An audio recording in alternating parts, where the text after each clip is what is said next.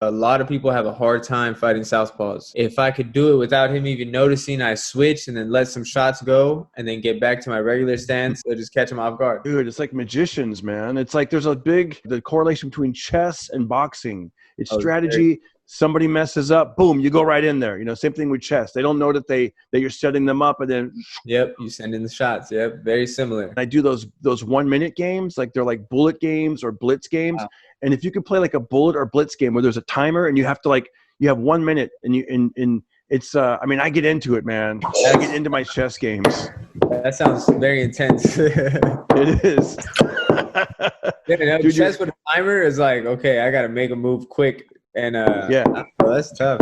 It'd be interesting to see. I wonder if because I'll tell you in the beginning. Just like with boxing, my heart rate would go up because I'm trying to beat this timer and I'm trying to make my moves and we're back. That's right, everybody. The champ is here.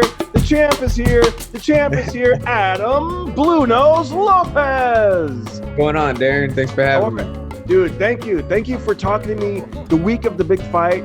Fighting on ESPN in Las Vegas, MGM Hotel, and now we're talking after your victory with the belt. That was amazing, man. That was amazing. Thank you so much for doing the show. Yeah, of course, man. Thank you for having me. It was a very tough fight, and I'm glad I could get on here and talk to you. It was nice. Leading into the fight, people had messaged me and left comments on the YouTube. They were like, "Hey, thanks for introducing us to this athlete." And I think he made a great impression and on the show, and for sure in the fight, man. It was like, dude, when I was watching that fight, I was like, he's not getting easy opponents. It's not one of those, and I'm just becoming more familiar with boxing in the last 4 years. But I used to think sometimes people get these easy opponents, and every time I see you fight, it's like you guys are just going for it the whole time. It's not, no one's running around, no one's hanging on forever. It's just like pop, pop, pop, pop, pop, but just constantly, like every round. It was a tough fight, this one. We expected it to be tough, but not that tough. We trained for it to be a tough fight, but we expected.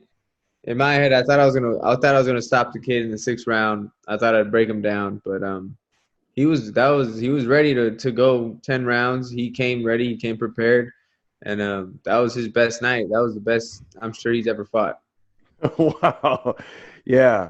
And it's interesting. You guys probably both feel good about it. He probably felt like, wow, I didn't get knocked out, or I held my own. I went the distance.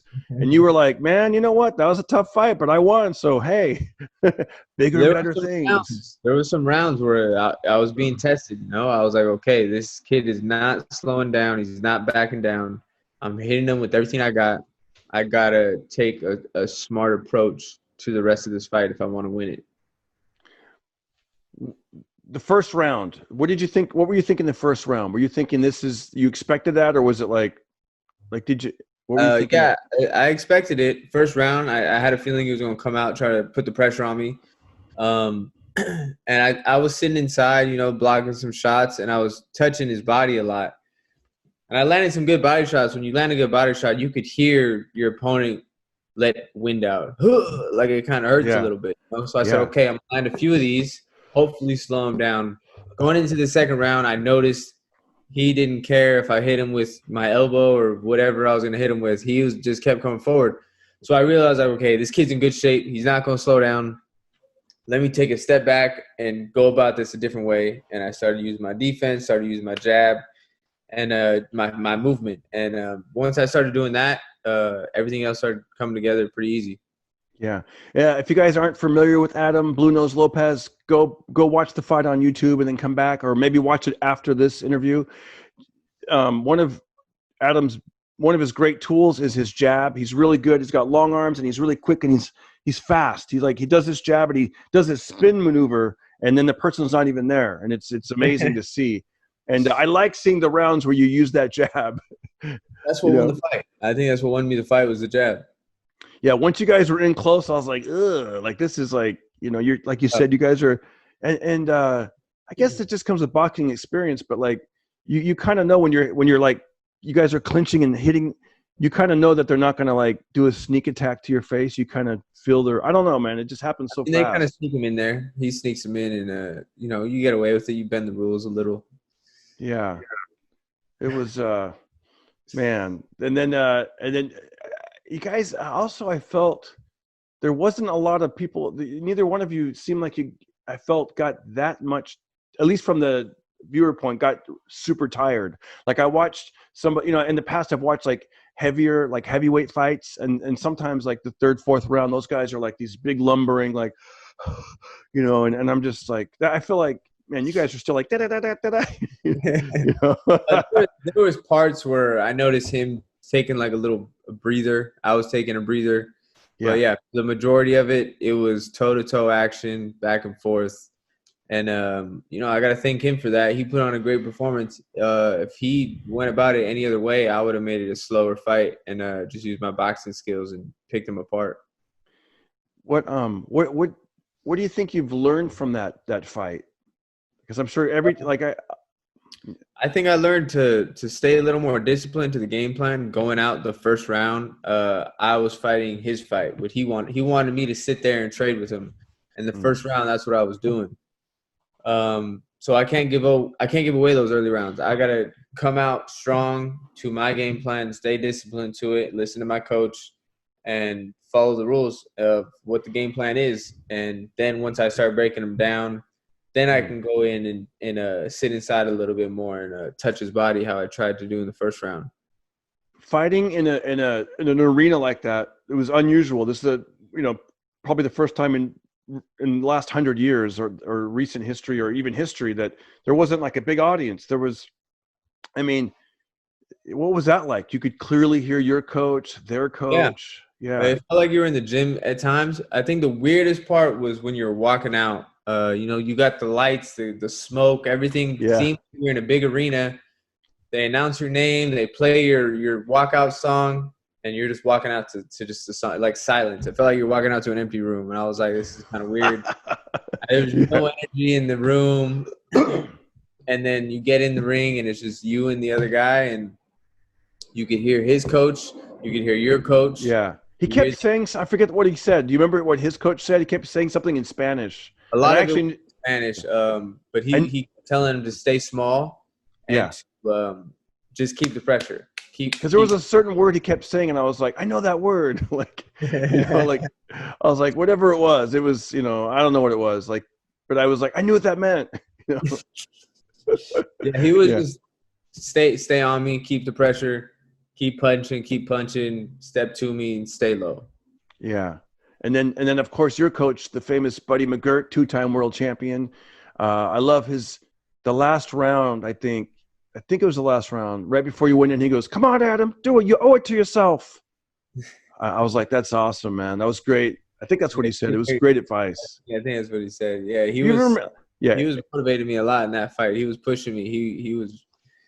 It was a tough fight to where I've never been in a fight where I've been hit that much and had the type of damage I've had. So him being in the corner, him and Ivan, my other coach, were kind of stressed and worried.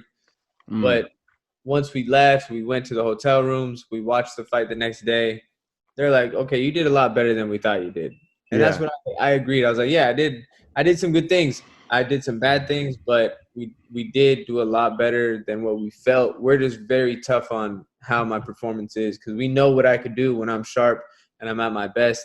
We know what type of fighter I am. So we were just kind of frustrated with how it went. But it was a tough fight. We dug deep and we got it done. Shout out to Coach Ivan, another great coach. He's great. They're both great. Love those guys. Love all you guys. With that being said, do you think the lockdown, like here's the thing. I'm going to do a show tonight, a stand-up comedy show, and it's my first one really in front of a small audience in like 3 months. I mean, I've done these little virtual shows and I've done do you think that had a little bit of an effect, like not being in a regular routine and all of a sudden, boom, here's a big title fight? I think at first, it was a little weird. You have to make some adjustments, but it was a quick camp. They gave us about 4 weeks for the fight. It had to get ready pretty quick. But it was on us. We took it, and we just believed that we could get ready quick and stay sharp for the fight. And I mean, it wasn't the best timing, but you got to work with what you got. It was a big opportunity to get on one of the first shows, so it was hard to turn down. I'm used to fighting a lot throughout the year, so I wanted to get as many fights in as I could this year. And I was scheduled to fight in April, but the pandemic hit, so that canceled that fight. Wow. So I probably only get like maybe 1 or 2 more fights this year. I'm hoping, definitely 1, hopefully 2. We had to take the opportunity as they come. Be prepared, stay as ready as you can. And that was a pretty big one. I mean, co-main event. I mean, so now the next opponent will probably be what, like ranked in the top 20 in the world, or like pretty much up there? The next few fights, because I've had some very tough fights back to back. I think that fight, my last fight, got nominated for Fight of the Year.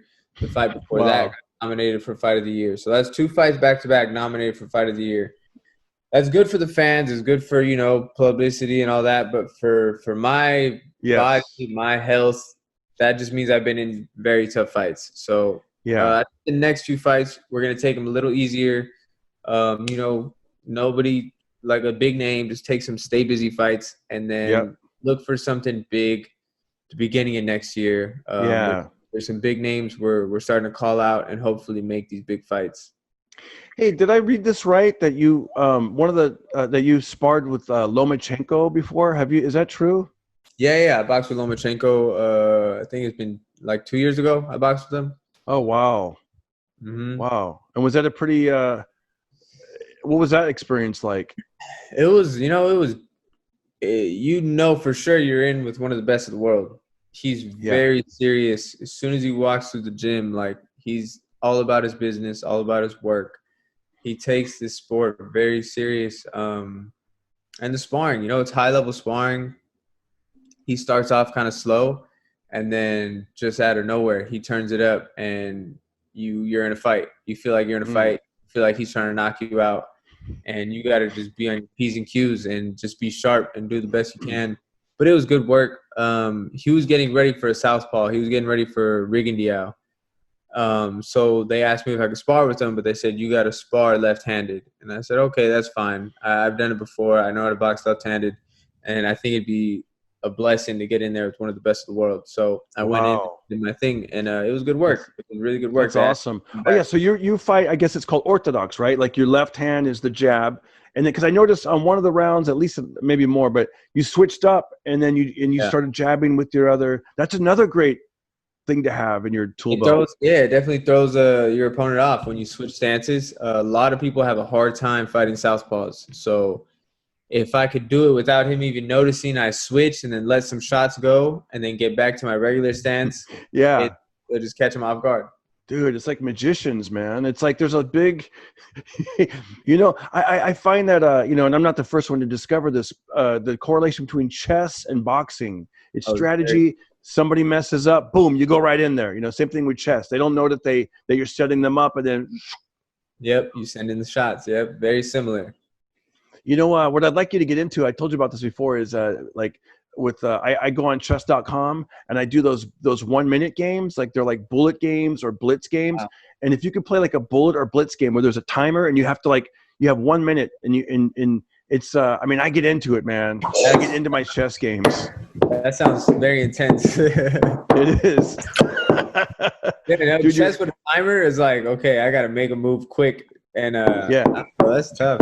It'd be interesting to see. Like, I wonder if because I'll tell you in the beginning. Just like with boxing, my heart rate would go up because I'm like trying to beat this timer and I'm trying to make my moves, and then and I noticed just like with boxing training, like the more I breathe, relaxed, don't get carried away, and then just I played a high level chess player, nephew of 12 years old, but seriously, but this kid's won all these trophies. He does tournaments. He travels around the country.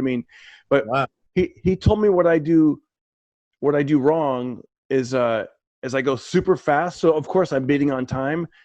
And here's the way with chess strategy, at least the level that I'm at, it's better if I go really fast at first, and then it gives me the advantage because I have more time on the clock, and then start thinking. And sometimes I would mess up and just keep going fast the whole time. And that's where my cousin, who's really calm, relaxed, he's like, you're just setting yourself up for all these mistakes. You play 12 games, but for regular people, like where I'm at, I think I'm ranked like I float around at the 1,200 to 1,300 ranking. Sometimes I'm up to 14, but just for a couple days, and then I drop again. But it's interesting. It'd be interesting to. I want to. That's fun. Yeah. One day we'll play and I can maybe beat you, and then I can be like, the champ is here in online chess. Who got next? Anyways, Adam, it's great to talk with you. Keep doing these interviews with different people. You know, your star is rising. You're a great guy. You're an inspiration. You're a wonderful fighter to watch. People are excited to see you. And I mean, the sky's the limit. And not only do you train, you also sometimes I think you coach people and teach people like the fundamentals of boxing, and you help people. And I mean, I love to teach, kids, adults, all sizes, all ages, everybody. I love to teach people boxing. I love to box. It's just a craft I love. I love to spread everything I can through it. It's all about learning, and some of those things they definitely carry on to other things in life. You know, like I said, the relaxing. You know, even like jump rope. Like when I'm in the gym and I'm trying to do those double unders. That's where, for people that don't know, it's when you don't just skip the rope. You go whoo, whoo, and then you do it twice. You try to get two, ta-da, 1, 2, 3. Yeah. And like yesterday, because I'm relaxing my breathing, I did 31 in a row. And just to kind of see where my breathing was, as soon as I was done, I started whistling. And I was like, wow, I still have my air. Like, oh, nice. Because I remember when I would go like this, and then I would get like, I don't know, even like 10 in a row. I'd be like, and I'd be gulping for air, and I'd have to open the door, and it felt great to be able to to do all that and then just like whistle, Hey, you're getting in shape. That's good. Yeah. That'd be amazing if you win a whole round with somebody, like in a real fight, and then you just start whistling on the way to your corner. They'd be like, what the hell? I mean, there's probably psychological things people do like that, right? Like, don't they? Oh, yeah. There's a lot of psychological stuff you could do. You know what? I'll tell you one that I'd heard. I forget his name. The two heavyweights, they were like brothers. They fought. Not Gerald Washington sparred with one of them. Klitschko. Sure. He said that Klitschko, one of his things was he'd like start out in the center of the ring to make, almost like it's like a power move. Like, I'm the alpha male, you come to me, or something like that. Yeah, that's my ring, kind of taking it over and dominating it.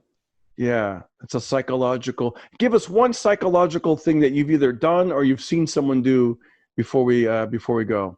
If you can think of one. In a fight where I've hit a dude square in his chin, he takes it and he just looks at me and smiles. I'm like, okay, damn, this guy could take a punch. We'll be here a long night. It's gonna be a long night. Wow. Now, but I heard that sometimes people do that to pretend that it didn't hurt, where they're like, that was nothing. But you know the difference, right? I can tell the difference. You can tell, like, sometimes you'll get hit, or a guy will get hit and he'll shake his head like, nah, you didn't hit me. It's like, nah, you got hit. I know that hurt. But if a dude gets hit and he kind of gives you a smirk, like, damn, that's all you got. I'm like, okay. It's like, ugh. And then, yeah, see, I'd be immediately looking at my coach. Now what? Warm that towel up. No, can they still throw in the towel? I think they can still throw in the towel. I don't know. Or that people still throw in the towel, yeah. That'd be hilarious. Just have like a whole rack of towels in your corner. Just like, all right, guys, I'm doing this for the money. Just get those towels ready. No.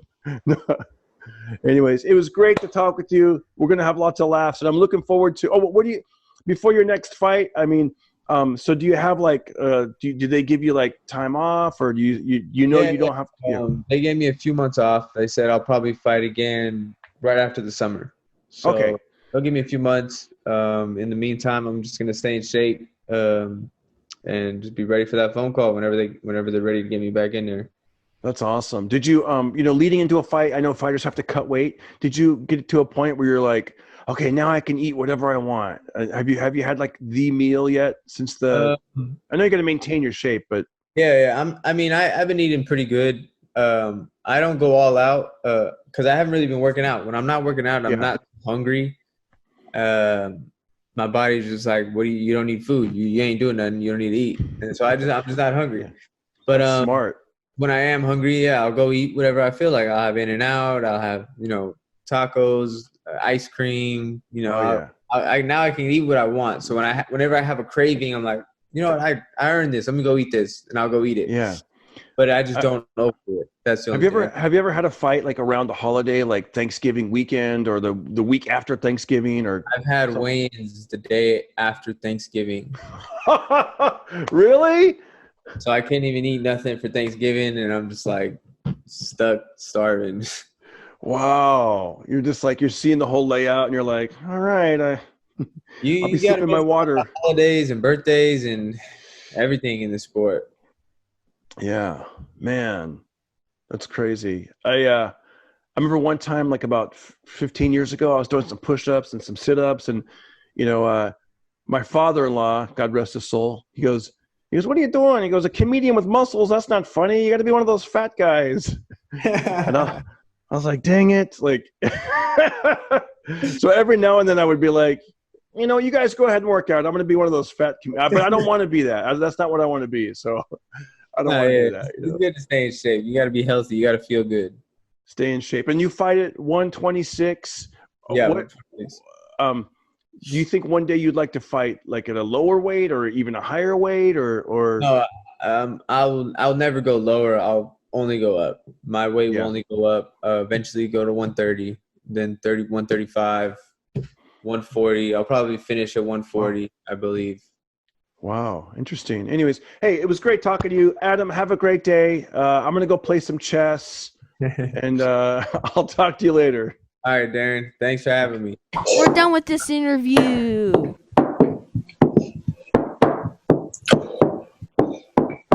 So the other day I was standing in the kitchen and my son was like, Dad, why did you write down that you weigh 190 pounds? I'm like, I never wrote that. And he goes, look. And he held up my driver's license. I was like, ew. My wife goes, yeah, you're not supposed to put down your goal weight. You're supposed to put your actual weight. And then she looks at it again and she goes, and did you put your goal height? And I was like, I might have made myself look taller and thinner on my driver's license.